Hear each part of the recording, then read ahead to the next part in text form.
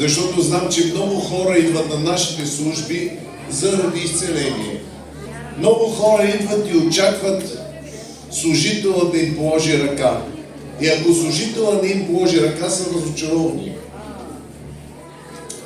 Обаче Бог ми показва, че дойде сезон, в който трябва да се научим да живеем с вяра в Бога, да живеем с вяра в Божието Слово, с вяра в Божието присъствие.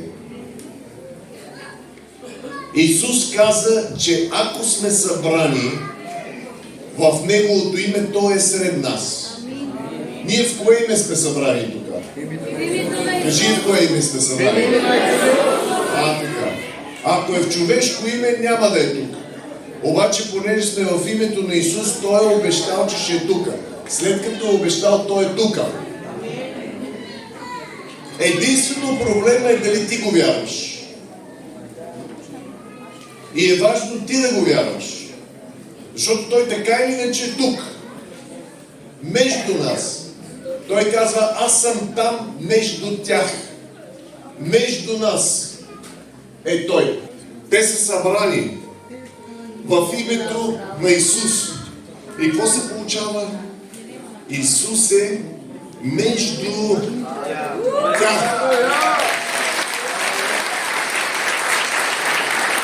Исус е между тях. Сега ние сме събрани в Неговото име, Той е между нас. Благодаря ви, брате, седете. Той се разхожда в момента тук. Ще кажеш, ама как Исус се разхожда тук между нас, когато ние знаем, че Той възкръсна от смъртта, възнесе се на небето и седна на третото небе, на трон от дясната страна на Отец. Сега Той горе ли е, долу ли е? Обаче не само, че седна на трона, но Той каза, аз ви изпращам друг утешител, друг като мен, друг параклетос, Святия Дух, който да бъде с вас завинаги. Така че Святия Дух, когато Исус изпрати, Той е тук между нас. Исус казва, Святия Дух е с вас, но ще бъде и в вас.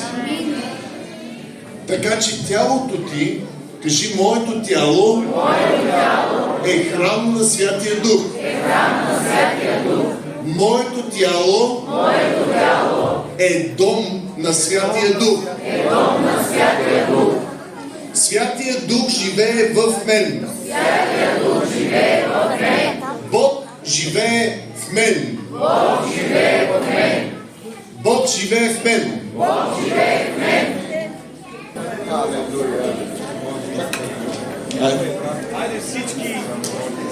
Словото Божие изцелява човека. Словото Божие възкресява и изцелява. Точно това говорим сега. Присъствието на Бога е тук. Словото на Бога е тук. Вие може тихичко да се молите за човека. Пребъдваме в присъствието и очакваме тя да се събуди. Защото тя е в кома. Така че нека да продължаваме и слушате Словото. Станите, който спиш и възкръсни от мъртвите. Кажи, Святия Дух живее в мен. Моето тяло е храм на Святия Дух. Твоето тяло е храм на Святия Дух. Бог живее вътре в теб и вътре в мен. Това си заслужава да разсъждавате този месец. Че Бог живее в теб. Исус каза, аз от само себе си не мога нищо да направя. Това, което виждам Отец да прави, и аз като Него правя. Аз не мога от само себе си нищо да говоря и да отсъдя, но това, което чувам Отец да говори, това и аз говоря. Значи Исус е бил воден от Святия Дух. Той е говорил това, което Святия Дух му говори и е вършил това, което Святия Дух върши. И аз трябва да гледам какво Той върши и да слушам какво Той говори. Това е работата на служителя. Да слушаш, нали се казва, да си послушен. Това е работата на служителя, да бъде послушен. Вярата идва от какво? От слушане. И да го кажем по друг начин, от послушане. Да бъдеш послушен на гласа на Бога. Ето ти вярата как е. Библията е написана на страници. Обаче, за да може това, което пише в Библията да носи живот, то трябва да бъде съживено от Святия Дух. Святия Дух дава живот на Библията. Божието Слово трябва да се съедини с Святия Дух. И тогава стават великите Божии дела. Та Исус казва: аз пребъдвам в Отец. Отец пребъдва в мене. Делата, които аз върша, не ги върша от себе си. И ние служителите, някой казва: о, този брат, виж какви неща върши, той ще ме изцели. Не може брат да те изцели. Човекът е като една черупка. Обаче вътре, в него, живее оня, който може да те изцели. Онзи, който е в нас. Хората чакат човешката ръка да ги докосне. А всъщност трябва Божията ръка да ги докосне. Чия ръка чакаш да те докосне? Човешката или Божията? Много хора чакат човешката. Говорят, че е Божията, ама чакат човека. Кажи: присъствието на Бога, Той изцелява. Не присъствието на човека. Сега Бог присъства тук. И Той изцелява. Той освобождава. А не присъствието на човека. Само, че човека го виждаш, Бог не го виждаш. И затова хората се фащат за човека, а не виждат Бога. Но Библията казва: Бог е дух. И онези, които му се покланят с дух и с истина, трябва да му се покланят. Понеже Бог е дух, трябва с дух да се покланяме. С дух да вярваме. С дух да се молим. А не по плът. Вие виждате колко много служение се прави по плът и няма резултат. Защото трябва да бъдем водени и управлявани от Святия Дух. Във всяко нещо, което правим. Чакам. Онези, които чакат Господа, ще подавят сила.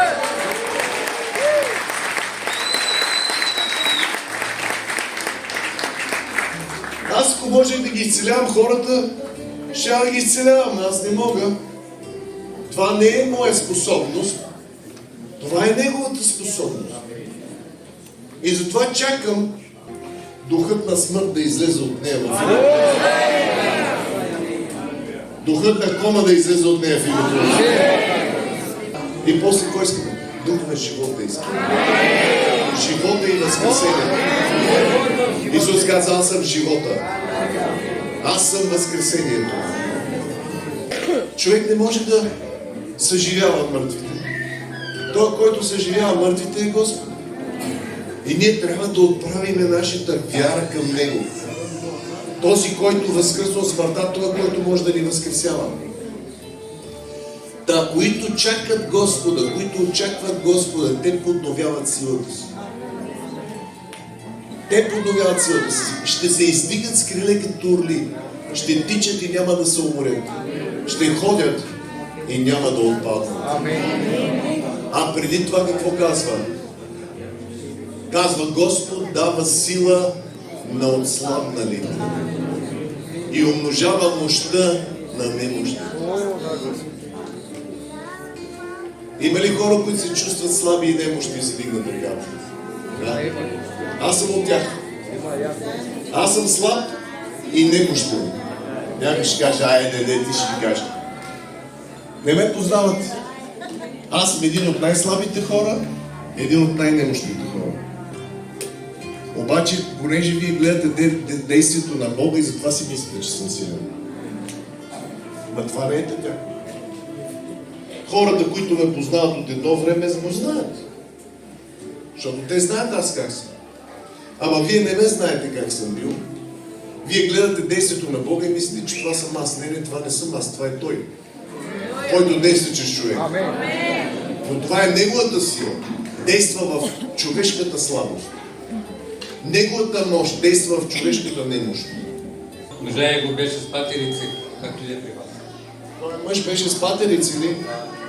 Майче го познавам наистина. И какво стана с тебе, брате?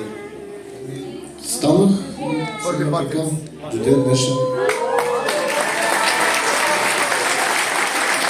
Беше с патерици, не стана вече. Бях онкоболен. И болен от рак. Да, и сега съм здрав вече. Господ чудеса върши във вашия дом. Библията казва, който живее под покрива на Всевишния, той ще пребъдва под сянката на Всемогъщия.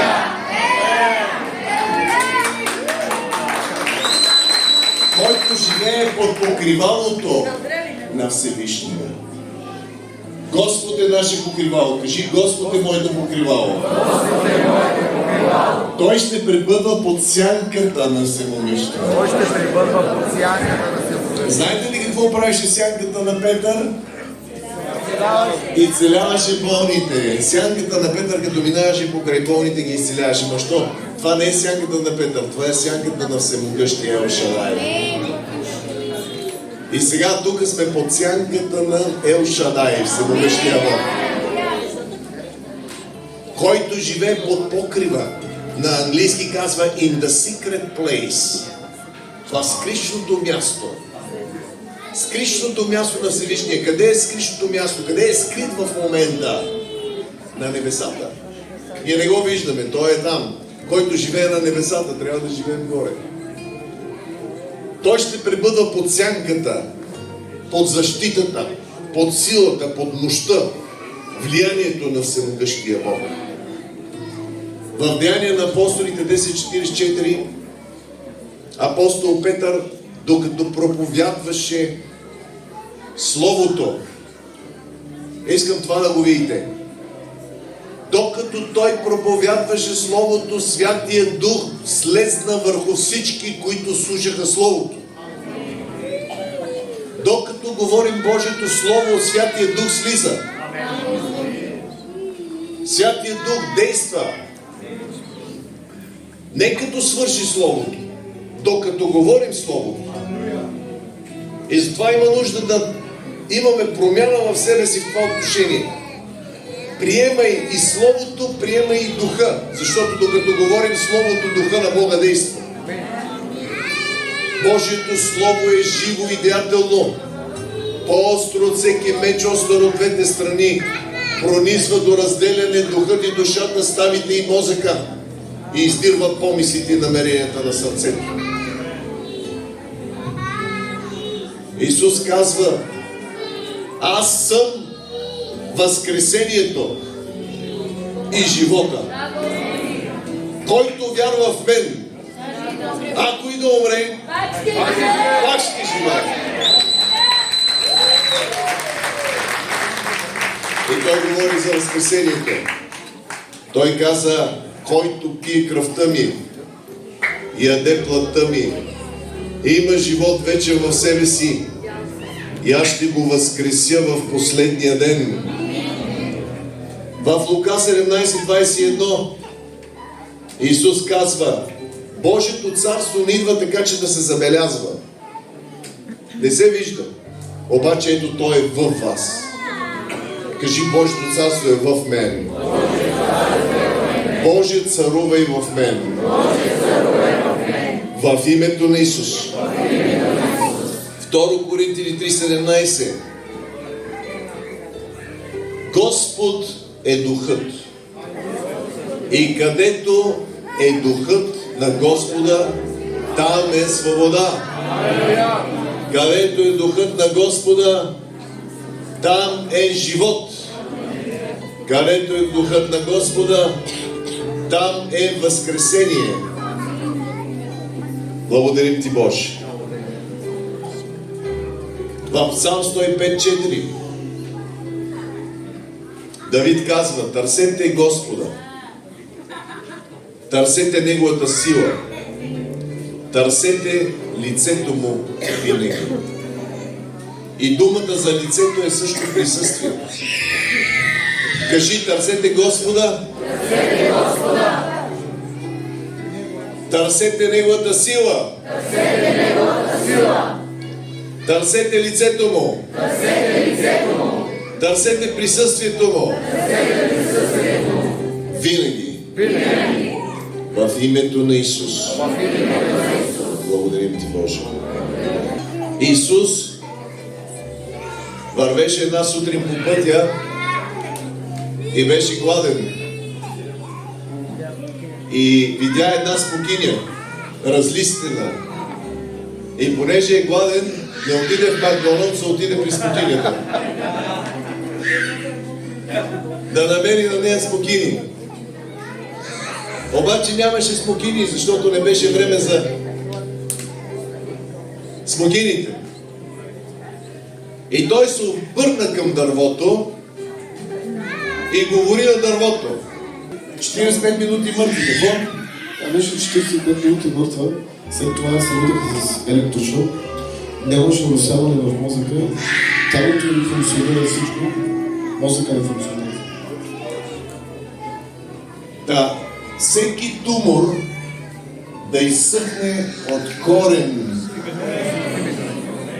и да не даде плод до века. Исус каза на дървото: да не яде никой плод от тебе до века. И нищо не се видя. И продължиха да пътуват. Обаче неговите ученици чуха тия думи.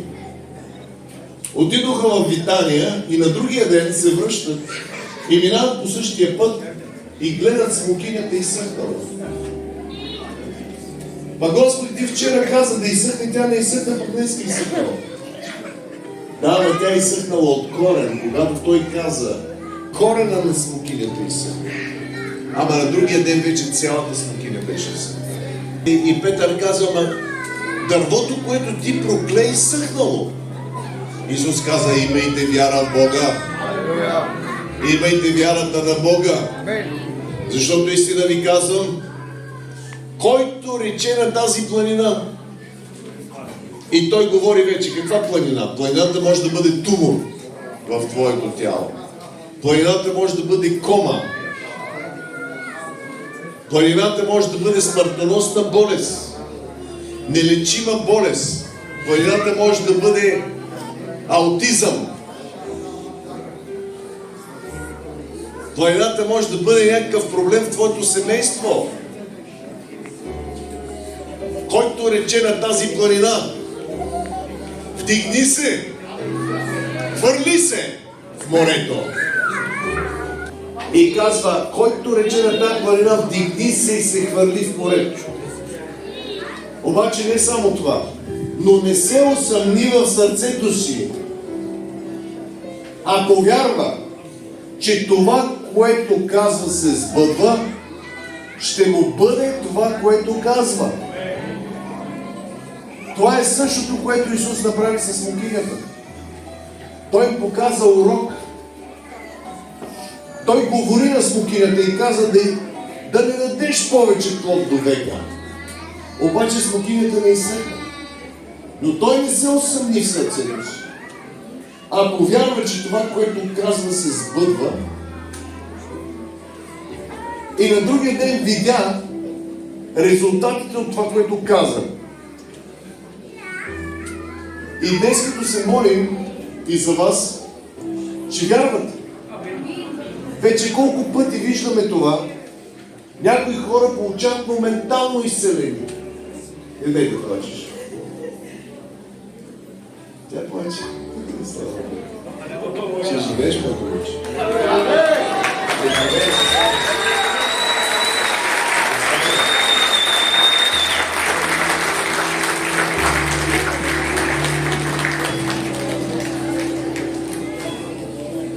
Аз не можа да разбера какво е станало. Като се забудиш, всички ще се зарадват.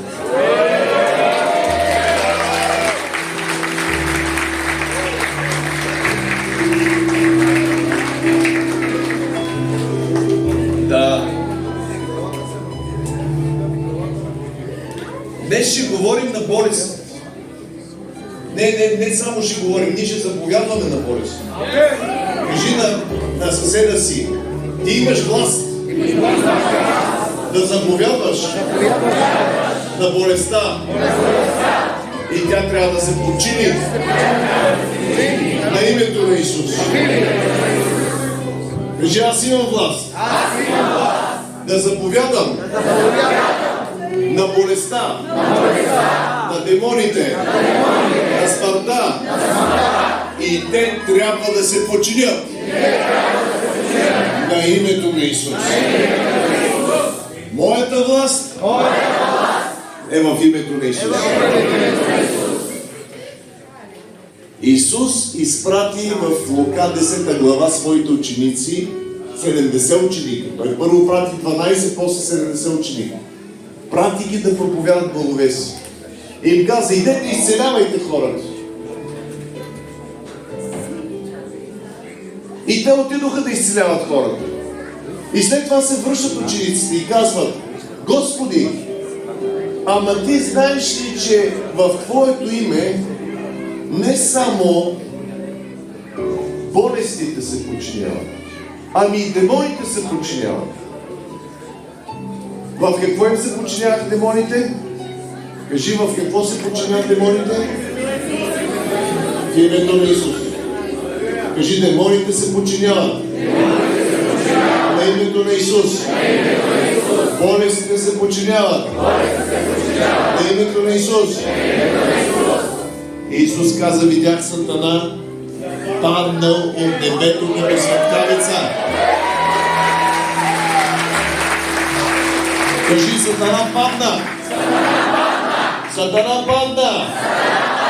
Сатана падна. Сатана изгуби властта. И след това казва, ето аз ви дадох на вас власт. Исус каза, дадох ви власт в Неговото име. Дадох ви власт да настъпвате на змии, на скорпиони. Дадох ви власт на цялата сила на врага. И нищо няма да ви повреди.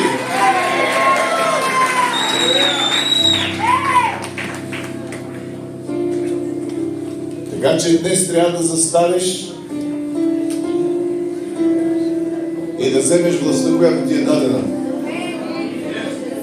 И не да чакаш брат Пламен. Защото Господ на теб ти е дал. Кажи, Господ на мен ми даде власт. Божий дух живее в мен. Имам власт в името на Исус. Имам сила чрез Святия Дух. Имам власт чрез името на Исус. Имам сила чрез Святия Дух. Разбрахте ли го? Чрез кое имаш власт? Не. Отново. Кажи, имам власт в името на Исус. Имам сила чрез Святия Дух. Чрез кое имаш власт? Така. Значи, слушайте внимателно. Името на Исус ни дава власт. Кажи, името на Исус ни дава власт. А Святия Дух какво ни дава?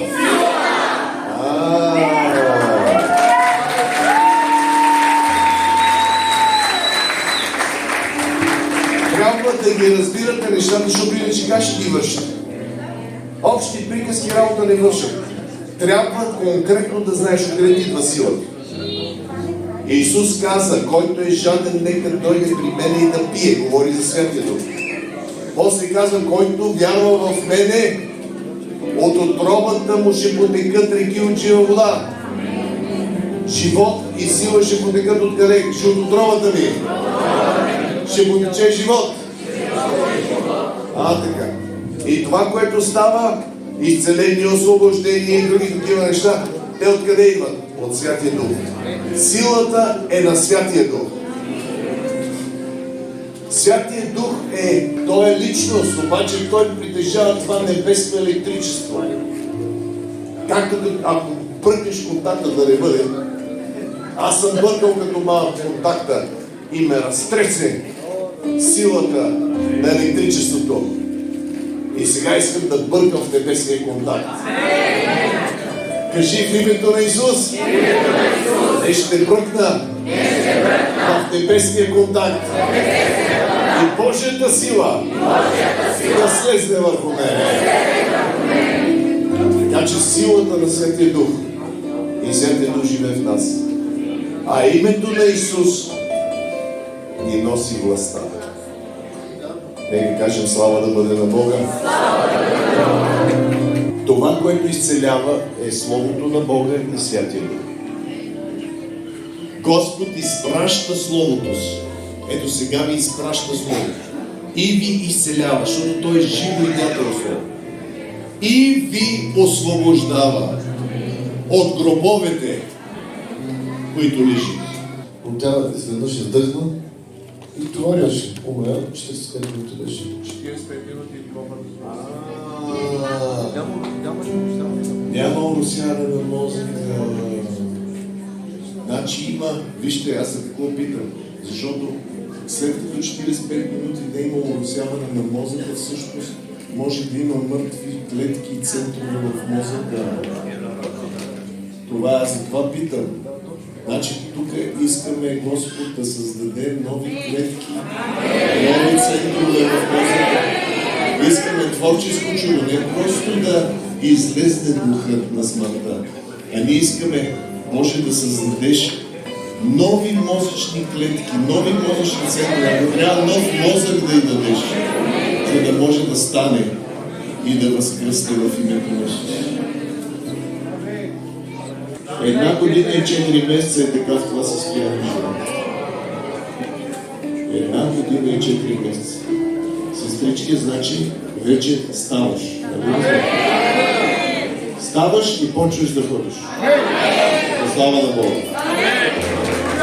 Сега, дори и да не стане сега, може да стане вкъщи.